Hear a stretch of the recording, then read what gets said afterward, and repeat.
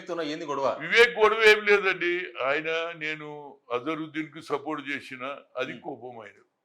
Azharuddin president చేసినా కదా, ఆయనకు అది కోపం. ఇక దాని కోపం నేనేం చేస్తాను దానికి.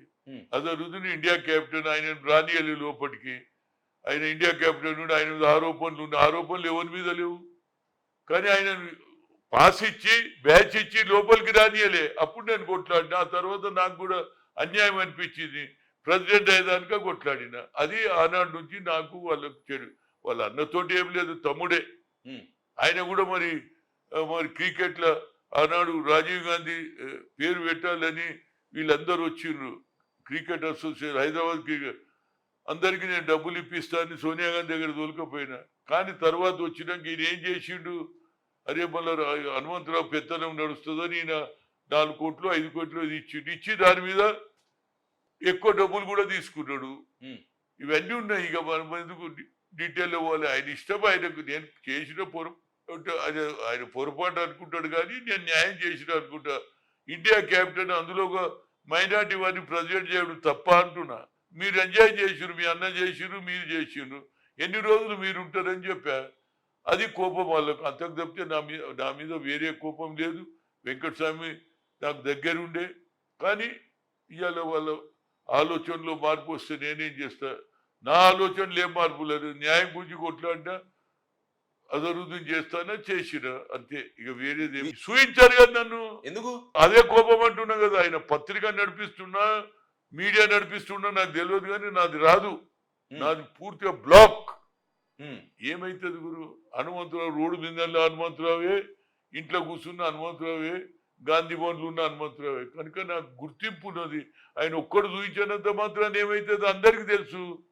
V6 వస్తే కూడా నేను చెప్తాను, నీకు ఇంటర్వ్యూ అయ్యారా బాబు, ఇస్తే కూడా నీది రాదు, ఎందుకు టైం వేస్ట్ చేస్తామని చెప్తాను నేను. అతనికే చెప్తా. జిల్లాలో పోయినప్పుడు సార్, బాబు why you are wasting your time. నువ్వు తీస్తావు, కష్టపడతావు, పంపిస్తావు, రాదు, మీ వాళ్ళు వెయ్యరు, నన్ను ఎందుకు తీసుకుంటావు అని చెప్తున్నా. ఇక ఆయనలో మార్పు రావాలి. ఆయన పత్రిక నడిపిస్తున్నా, లేకుంటే సెపరేట్ ఒక వ్యక్తి గురించి వ్యతిరేకంగా ఉంటాడా అనేది ఆయన ఆలోచన చేయాలి. నాకేంది, నా గతంలో వేరే పేపర్లు కూడా నా పేరు రానియకుండా చూసిండ్రు.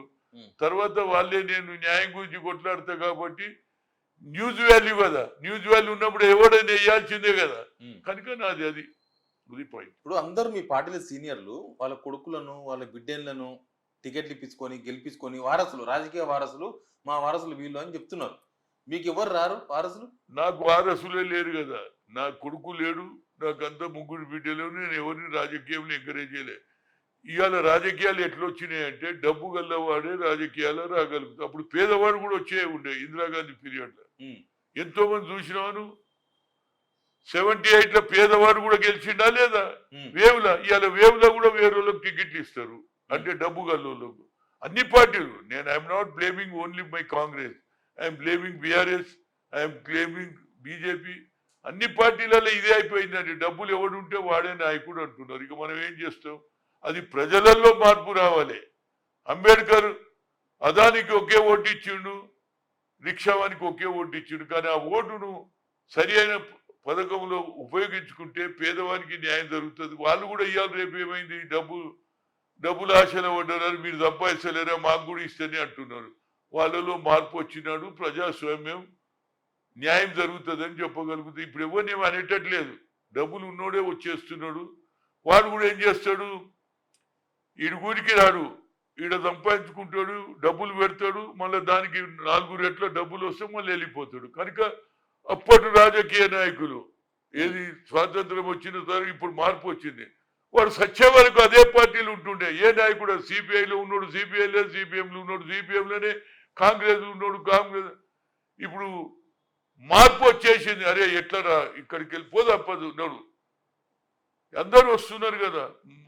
గతంలో మేము 19 మంది కలిస్తే 12 మంది ఆయన తీసుకున్నాడా లేదా? అట్లనే ఇప్పుడు మళ్ళీ ఎవడు ఉంటాడో ఎవడు పోతాడో తెలియదు. పక్క చూసేవారు కదా, వెళ్ళిపోయిట్రా అని చూసుకుంటుండు. ఎవడెప్పుడు పోతుండో చెప్తలేరు. అట్లా అయింది. చీప్ రాజకీయాలు అయినా. అంతకుముందేమో ఒక రెస్పెక్ట్. అంతకుముందు అన్నారు కదా, మీ పార్టీ వాళ్ళు రాళ్లతో కొట్టాలి, రప్పలతో కొట్టాలి, చేర్చుకోవద్దు, ఇట్లా ప్రతిపక్షం ఉండాలి, పార్టీ మారిన ఎమ్మెల్యేలను కొట్టాలన్నారు కదా రాళ్లతోన. అవునే నేను అనేది ఇక ఏం ప్రతిపక్షమే ఉండేటట్టున్నది.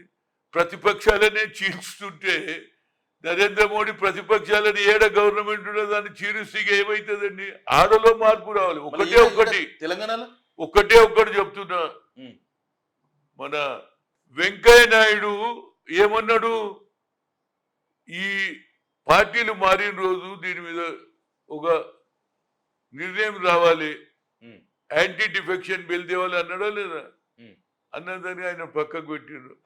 అది ఉన్నన్ని రోజులు, అది రానన్ని రోజులు ఇట్లనే అయితే ఉంటున్నా. ఏ పార్టీ ఉండదు, ఎప్పుడెక్కడ పోతాడో తెలియదు. ఎవడైతే పార్టీ మారితే మళ్ళీ రాజీనామా చేసి మళ్ళీ ఎలక్ట్ అయిన రోజు సమాజంలో ప్రభుత్వాలు నడుస్తాయి అనేది నేను చెప్పగలుగుతా. వెంకయ్య నాయుడు ఆలోచన ఇంప్లిమెంట్ చేస్తే బాగుంటుంది అనేది చెప్తున్నా. రేపు రాహుల్ గాంధీ గారు వచ్చినా నేను రిక్వెస్ట్ చేస్తా. నరేంద్ర మోడీ ఎందుకు చేయడు ఇది? రాహుల్ గాంధీ చెప్తా అంటున్నారు కదా. రాహుల్ గాంధీకి రేవంత్ రెడ్డి చెప్తారా? ఆయనకు ప్రధానమంత్రి అయినప్పుడు చెప్తా. ఇప్పుడు ఆయన చేతిలో ఏమున్నది? ఇక్కడ రేవంత్ రెడ్డికి చెప్తారా? చేర్చుకుంటున్నారు కదా. ఇక రేవంత్ అది కాదండి, ఇది పార్లమెంట్ ఇష్యూ కదా, ఈయనకి ఎందుకు చెప్పాలి? చేర్చుకోకుండా ఉండొచ్చు కదా. అది కాదు నేను అనేది. పార్లమెంట్ అయినప్పుడు అప్పుడు రేవంత్ రెడ్డి సాయం కూడా తీసుకుంటా. ఎందుకంటే భరోసా లేదు ఎవడెటు పోతున్నాడు.